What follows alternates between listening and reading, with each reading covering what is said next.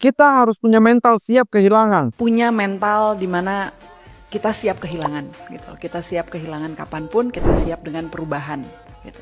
Tentu ketika terjadi nggak enak, tapi kalau kita sudah punya antisipasi itu, rasanya hidup jadi tidak terlalu menakutkan. Kita harus siap kehilangan supaya kita melihat hidup tuh tidak semenyeramkan itu jadinya. Gimana menurut saya? Betul sekali. Itu kan kita itu tidak boleh apa semua yang kita miliki ini dimasukkan di dalam hati kita, sehingga nanti kalau dia pergi itu rasanya sakit sekali gitu. Oke, punya mental siap kehilangan. Kehilangan di sini tuh tidak bicara soal kematian aja atau kepergian orang-orang yang kita sayang. Menurut gua, semua hal, aspeknya tuh semua hal. Gue setuju kalau kita harus melatih mental kita untuk siap kehilangan. Siapa sih yang tidak sedih kehilangan sesuatu atau apapun itu? Semua orang pasti sedih. Semua orang di hati kecilnya pasti sedih. Nggak gampang memang. Makanya gue tambahin kata belajar di situ. Jadi kita harus belajar terbiasa untuk punya mental kehilangan. Jadi ketika semua hal itu pergi, kita tidak terpuruk. Bahkan gue yakin semua dari kita juga percaya kan, semua yang kita miliki saat ini itu bukan milik kita, tapi milik Tuhan. Bahkan diri kita pun itu bukan milik kita, tapi milik Dia, Sang Pencipta. Keterikatan itu membuat kita tuh tidak bahagia jadinya kan. Yang kita harus persiapkan adalah mental siap kehilangan. Tidak terikat.